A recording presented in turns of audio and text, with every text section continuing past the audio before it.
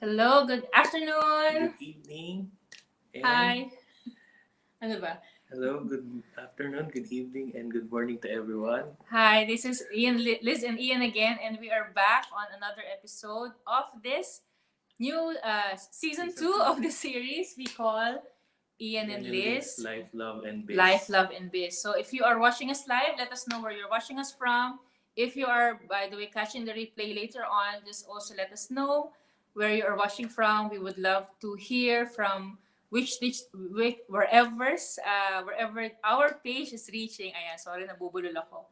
It is 5:35 here in the afternoon in Dubai, UAE. So, good afternoon from the Middle East and good morning and good evening to the rest of the world. Ayan. Hi, Mahal. Hello. Hello. Hello. So, ayan. So, we are back again on this series. And if you've missed episode 1, which we started or restarted last week, you can go back to our page and catch that replay. But we wanted to share with you, one of the reasons why we wanted to uh, restart this series. And ano yung reason natin, Mahal? It's like to share our sneak peek of our lives. Dito sa Dubai as OFWs, as husbands and wife, husband and wife, Husbands and wife. husband and wife, and also yung share din sa inyo yung some of our life's inspirations also. Yes, and of course, like we said, if you've been following us on our page, by the way, thank you to all of you, 8,200 plus followers. Thank you so much for engaging on our page, supporting our posts, liking, commenting, and sharing our posts. We hope you do find value and inspiration on our business page. And like we always say, we are doing this business. We have this business page because we wanted to share our life as a husband and wife, as a married couple here in the UAE, as expats, our journey of faith, and of course, our digital business journey. So we hope you stay tuned, and we hope that you can also let us know if you have any questions that you want to ask or anything that we might be able to share our insights on. Ayan. So, again, thank you for tuning in. Thank you for your time. In this episode, we wanted to talk about Our OFW life. our What is OFW? OFW. For those who are non-Filipino followers, OFW means overseas Filipino workers. So basically, these are We're Filipino expats. nationals that are working and living abroad. For example, here in the Middle East, there are hundreds of thousands. I don't have the exact number. There are hundreds and thousands of Filipinos working here, not only in UAE but also in Saudi, in Bahrain, Kuwait, Oman, Qatar. Ayan. So hello sa lahat ng mga kabayan natin sa Middle East. And we hope you are all safe and healthy. Ayan. That's another term for expats. Yeah, Expats kami dito sa Dubai. We are all expats here in Dubai. We're working here, we're living here, and we are staying here because we have an employment visa. Ayan. So, yun nga, we wanted this episode to focus on sharing a little bit of our OFW journey para sa mga fellow OFWs namin or may mga kamag-anak kayo, pamilya, kaibigan, o kakilala na OFW rin or expat din, maybe dito rin sa Middle East or maybe sa ibang part ng mundo, but you might find some lessons or insights na may share namin as expats here for how many years na?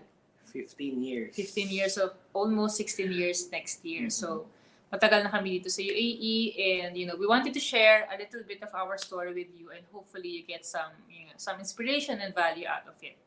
Ayan. So, ikaw, Hal. So, before ka mag-Dubai, anong buhay mo sa Pilipinas? Anong Madami. trabaho mo? Anong trabaho mo? Madami ang trabaho. Kung bibilangin lahat siguro, almost 11. 11 companies ang napasukan ko. And hindi naman ganun katagal. Siguro pinakamatagal ko sa isang company is 2 years. Okay. And lahat yon in different industries. So may retail, may sales, may what's else? Medrep. Nag-medrep din ako. And then another thing yung ano ba yun? Graphic design. Okay. Nakalimutan mo pa yung graphic Oh, design. ano pa ba? So, marami Okay. pang Pero kung tatanungin nila ano yung natapos ko, tapos ko marketing. So business ad major in marketing ako pero nagtataka sila bakit ang dami kong trabaho na hindi related minsan sa trabaho sa Course mo. natapos ko. Okay. So, ayun, to cut things short, pagdating ko dito sa Dubai, I was hired as a graphic designer sa isang retail company. So, I usually handle their BM stuff, and then sa mga designs nila sa loob, usually, ano yun eh, ang requirement nila doon, interior designer. Pero since I have background in design sa Pilipinas dati sa work, so nagamit ko siya sa Na-leverage mo yung na-leverage skills ko yung skills ko dito. And then yun, for 15 years, andito pa rin, same company. Praise God. And I've been enjoying my work. I've been enjoying my life in the company also. Medyo may mga experiences na challenging, pero with that na overcome ko yun. And then siguro sa mindset lang din na kung paano ako tumagal ng 15 years. 'Di ba sabi ko 1 to 2 years lang ako sa Pilipinas, tapos lilipat ulit ng ibang company. And then dito nagtagal ako ng 15 years siguro sa mindset na rin. Yeah. On how you deal those challenges sa work, sa company, and everything. Ganun. So kung ikaw, marami kang naging trabaho sa Pilipinas before moving here. Ako naman, I can say I only work with one company before I moved here sa Dubai. So I worked with one of the biggest banks in the Philippines back then. That was my very first job after I graduated, actually. And I also enjoyed my work there, and I've made friends, I've made connections. Yung mga friends ko from that bank are still my friends right now. You know, we still talk regularly. And that was my introduction to the corporate world, right? But then I stayed only there for 3 years, and then after that I moved here to Dubai kasi nagkaroon nga kami ni Ian ng opportunity. Yeah, to work abroad and to be, you know, of course, ano ba naman yung mga common reasons kung bakit nag-abroad yung mga nasa Pilipinas, 'di ba? Or bakit nila gusto maghanap ng trabaho outside of the Philippines? It's mainly because you want to earn more money to be able to help more your family, your loved ones, especially your parents and your siblings, or if you have kids, your kids, 'di ba? So we all wanted to provide better for our families, both Ian and I, and we are both breadwinners. Panganay siya, ako, pangalawa ako sa panganay. So it was really the driving force for us to seek more better opportunities abroad that will allow us to earn more money para yun nga, matupad yung mga pangarap namin to be able to be better providers. So yun nga, it was year 2007 when we started looking for opportunities abroad. Yung uso pa nun, di ba? Yung you would look at jobs sa JobStreet, jobsdb.com, workabroad.ph. Ewan ko kung buhay pa yung website na So, yun. iyon yung mga websites na pinupuntahan namin before. And we would hop from one agency to another. So we were really actively looking for opportunities abroad. Hindi lang through internet, pero nag-agency rin kami. So we also made friends sa mga fellow Filipinos na naghahanap din, nag-apply. Okay, meet new friends din doon. Oo, tapos nakakatuwa kasi yung isa sa mga naging kaibigan nga namin doon, yun yung nag-introduce sa amin sa opportunity na to. Kasi nagkaroon siya ng information na merong magka-hire directly from Dubai na pupunta ng Pilipinas para mag-interview. So that was the opportunity that we were able to get for both of us. Yun, we got the opportunity for both of us. So we were saying we got hired together directly from the Philippines by the same company. So what are the odds, right? I mean, what are the chances na mahahanap namin trabaho is exact on the same company pa. So it's really God's blessings talaga. It's really meant for us, that job. And yun yung naging stepping stone namin into leaving the Philippines to work abroad. So yun yung unang trabaho namin. So we both started in 2008. I started in Feb. Tapos ikaw? Ako March. Kasi medyo may challenge yung yung papel ko. Medical, mga ganun. Kasi mahigpit ang medical talaga. Oo. So, nauna ako nagpunta dito ng Feb, sumunod siya ng March. So, LDR kami ng 1 month. But also take note that, Ian and I only got together as a couple May of 2007. So, very early on into our relationship, talagang nasa plano na namin na mag-abroad kami together. Although initially, di ba? Di ba? Parang, I would say na, ako siguro yung nag-initiate ng idea na mag-abroad. Kasi ako, nag-influence na. ginugroom kasi ako ng nanay ko dati. After graduate, ano mga in-applyan ko, migration to Canada, mga ganon. Tapos, lagi niya ako ina-encourage na mag-abroad kasi marami nga kaming kamag-anak na nasa ibang bansa. And then, yun, nung nagkakilala kami ni Liz noon, that time, ako lang yung may opportunity na makapag-abroad noon. So, I would be going to Saudi that time. And then, luckily, maybe it's God's grace na hindi ako natuloy doon. And then, medyo, syempre, bago pa lang kami noon. LDR ka agad. Oo, naisip namin, paano yan, LDR, ganun. Oo nga, hindi pa naman ako, I mean, I'm not very keen about a long-distance relationship. So, again, like you said, it might be God's grace na hindi kinatuloy sa Saudi. So, natuloy kami on the same opportunity to Dubai. So, that is a little bit of history for both of us. And yun nga, malaking bagay ang naitulong sa pamilya namin ng pag-abroad naming dalawa. And we can really say na it's really a blessing. It's really a good decision for us to work abroad because after all these years, natulungan namin yung pamilya namin na iba naman yung economic status nila. We were able to help send our siblings to school, napag-aral namin yung mga kapatid namin, yung mga magulang namin na improve yung living condition nila. We were able to send money back home every month. As in, literally, buhay OFW na pagkasweldo dito, naka-budget na yung magkano yung padala mo sa Pinas, magkano yung cost of living mo dito, magkano yung pambayad mo ng bill. So, yun talaga yung naging routine ng buhay namin ni Ian for the past 15 years and counting up until now. So we were really thankful na naging maganda yung experiences namin with work kasi alam naman natin na hindi lahat ng mga nag-abroad ay sinaswerte, di ba? So, we consider ourselves really blessed na maganda yung company na pasukan namin, stable yung company na pasukan namin, at tipong dumating kami dito 2008.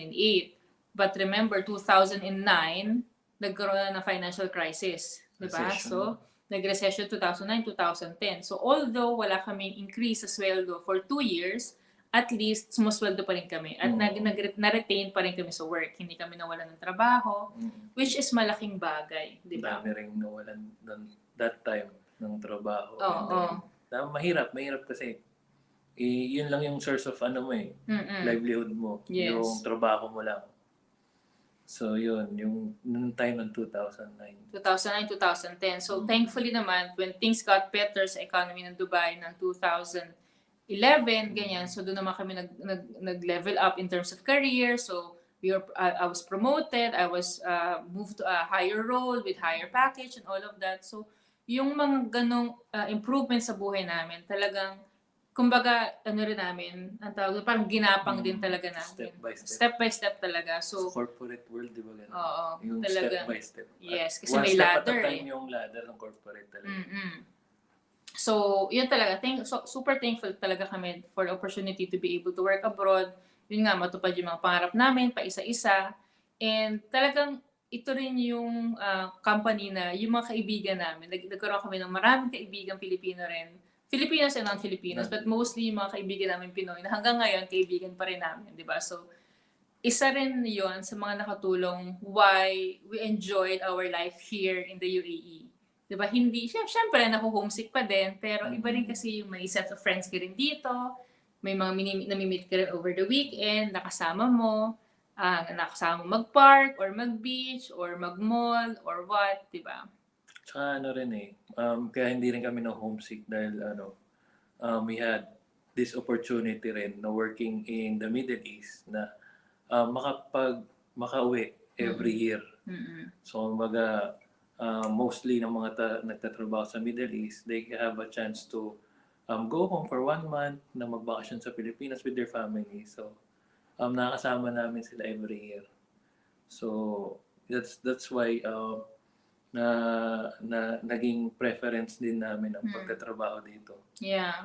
Malaking bagay kasi, I think, if not all, most of the companies here in the UAE, they provide air ticket, return air ticket to your home country, kung hindi man every year, every other year. So malaking tulong talaga yun for us expats. We were able to fly home to the Philippines. If you want to fly home more often than 1 year, then ikaw na magsusweldo ng pamasahe mo. But yung convenience of being able to go home for vacation, malaking bagay talaga.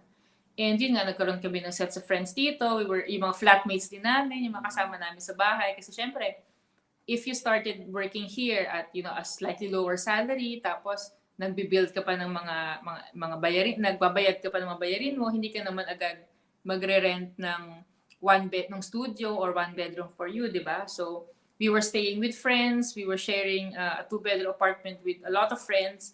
So, yung mga kaibigan namin na yun, mga kaibigan pa rin namin hanggang ngayon. So, we were really blessed in that area, no, mahal? Yun. So, siguro, I think let's talk a little bit about yung mga few challenges. Yung mga challenges na sa tingin mong na-experience natin in the last 15 years. So, pinakamalaking challenge siguro naalala ko yung pandemic. So, nung pandemic, kailan lang yan, di ba? More than 3 years ago na So, ang magkikwento niyan ay... Ako magkukwento? Okay. Kasi...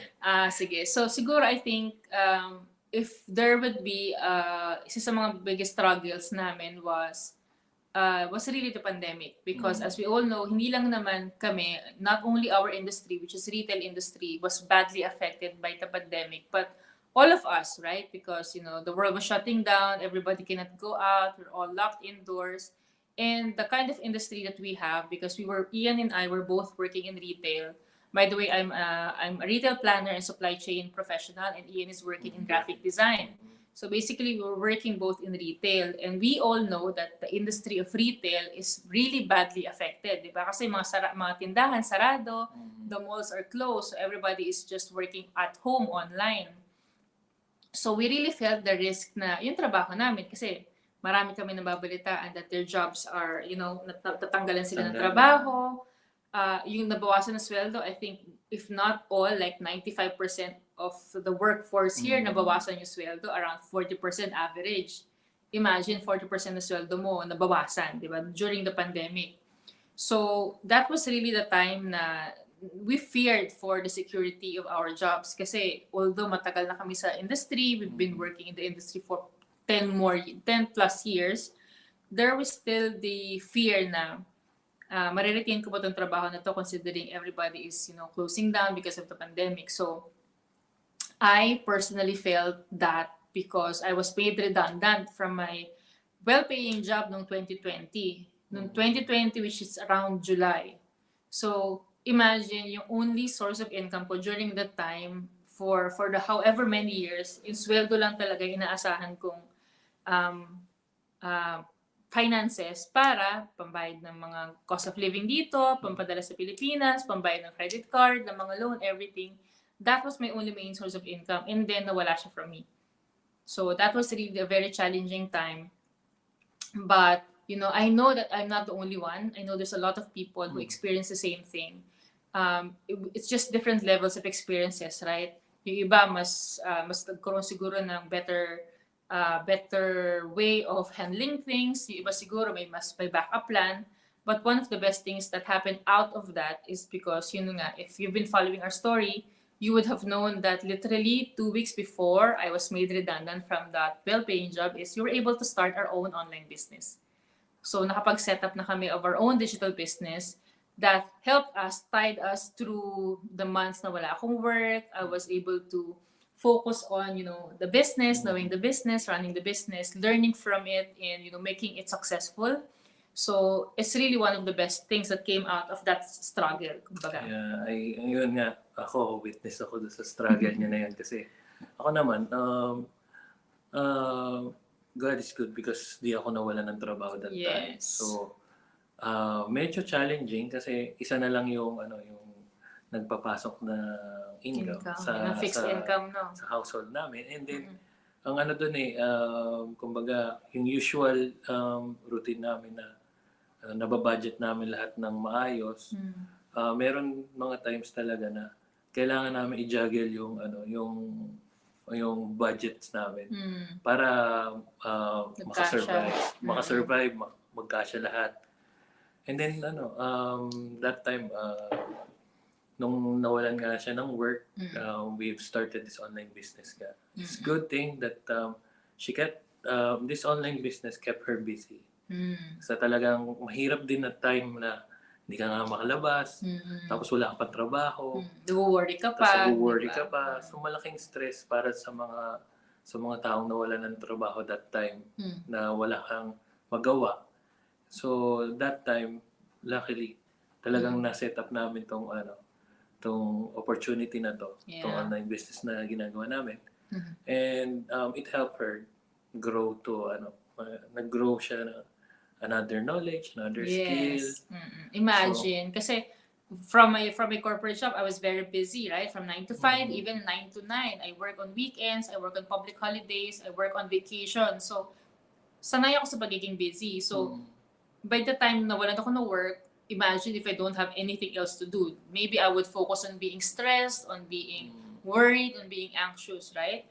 But this digital business na na-set up talaga namin literally in time helped me open up to a different side of me. Kumbaga, I explored my creative side. I was able to learn new things about digital marketing, social media marketing. I took the training classes online according to my flexibility on my schedule. So, malaking tulong talaga. So, I think the takeaway that I would want to leave with you, whoever's watching right now, is that start a side hustle. Don't wait for your job to be at risk before you find something else to do on top of your jobs. I mean, you can start a side hustle as early as now. You can start doing something small from now so you can scale it as you go along. Maybe it can be your plan B. Maybe it can be your corporate exit strategy. I don't know. But do something now that will not jeopardize your financial resources later on. Kasi, eye-opener din sa atin to nung pandemic talaga. Pag wala ka talagang backup plan or wala kang ipon, wala kang savings for the rainy days, o negosyo, something like that, na sasalo ng mga magkukulang sa'yo, napakahirap din. Yeah. So that's why Liz and I nag-focus din kami dito sa online business na to. So I've been helping her also since siya yung nag-hands-on mostly. So I've been helping her and supporting her in this online business that we have put up. And this is our first, actually ito yung first investment namin. Yes, actually. So, that's true because Ian and I, wala kaming prior business experience before. Never kami nagtayo ng any type of business before, whether traditional business or any other type of business. So, this is the very first business that we as a husband and wife brought together. So, we built this together. And we are very happy that we're doing this together, because we're learning a lot of things together. It makes us more bonded as a couple. And yun nga, we're building this as a security for our future. Kasi as you know, lahat naman ng business, it takes time for it to grow and scale, di ba? Especially if you're just doing this on a sideline, hindi naman to yung full-time mo. But we know that where we are right now is in the right direction or in the right path that we want this business to take. Alam namin na later on, magiging plan A namin to. Alam namin na, there's always a huge possibility that it can surpass our monthly income, our monthly salary, I mean. So, why not start it as early as possible, right? So, again, this is something... Kaysa sa hintayin pa natin na bakit mo yung aantayin? pagkakataon na wala na talaga tayong trabaho. Kasi remember guys, especially for those who are also working in the UAE, you remember, nandito lang tayo because meron tayong trabaho at meron tayong visa. So, wag natin antayin na mawalan pa tayo ng trabaho at hindi tayo makapag-stay dito para bago tayo maghanap na additional source of income. Diba? Sobrang risky nun, especially for breadwinners like us. Yung wala kang ibang aasahan kundi sweldo mo, it's very risky. So, we hope that you take it into careful consideration. Mag-start kayo ng business, anything small, basta legitimate. Okay? Start anything as a side hustle, kung ano yung sa tingin yung you can do on your spare time instead na nag-scroll lang kayo sa Facebook or nanonood lang kayo ng TikTok or Reels, then make use of your time to learn something new, build a business for you. Yeah. So especially yung business na yun, kung yun yung pinaka-gusto mong gawin. So yun, for me, yung effective talaga na business is yung bukal sa loob mong ginagawa. Yes, and something that you can do rin flexibly, no? Kasi syempre, priority natin dito, trabaho, di ba? Oo. So, if you're focusing on a 9 to 5 job and then you still have some spare time in the evening or the weekends, then do a side hustle. And again, for Ian and I, we decided to do a business that is online because we know that this is the trend where most businesses will go, di ba? In traditional business, yes, maybe, but it will not grow as much as an online business. So that's also something that you can consider.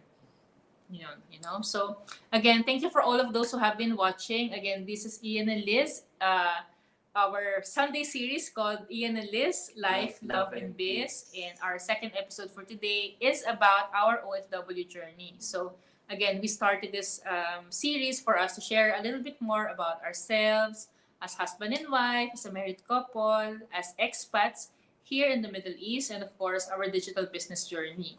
So again, if you've been following us for a while, thank you for tuning in, and thank you for your time, your likes, your comments, your engagement on our page. It really means a lot to us. Yeah. So, follow our Follow our follow our journey as husband and wife dito sa Middle East as expats and as online business owners. So if you're interested in those topics, then continue to follow us, and we will continue to be sharing our journey here, and we hope you continue to find value and inspiration in all of those. So again, if meron kayong tanong about maybe something that we can help you with, whether it's married life or tips about how you can also start your own online business, or how you can live your life here in the UAE based on our experiences, then feel free to send us a message, or you can also follow our digital business journey by checking our website, which you can see on the screen below. It's www.ianandlizdomingo.com. Again, it's ianandlizdomingo.com. So here you will find information about the type of business that we're doing, what we do, what we don't do, and if you think this is something that interests you, then please sign up your name and leave a valid email address so you can get your access to the free webinar, where you will find more details about what we do as online business owners and digital entrepreneurs. Ayan. So we have a free webinar twice a week, every week. It's Tuesdays and Thursdays, 5 p.m. PST, 8 p.m. EST, or Wednesday or Friday here in the Philippines. In Philippines and UAE. So if you cannot attend the live webinar, you can always catch the replay. Again, do the same thing. Go to our website, leave your name and email address, and you can scroll down the page, and then you can see a replay button that you can watch at your convenience. Ayan. Anything else, Mahal? I think that's it. That's it for our Sunday sharing. Yes, this is our Sunday series, Ian and Liz, Life, Love, and Biz. Thank you so much for those who have been watching. And again, for those who are going to watch the replay, thank you so much. Leave us a comment and share this video to anybody you think might benefit or get value from it. Okay? Watch this space for the next episode for next week. And we will see you by then. Have a great Sunday. Have a great Sunday. God bless you all. God bless you all. Bye.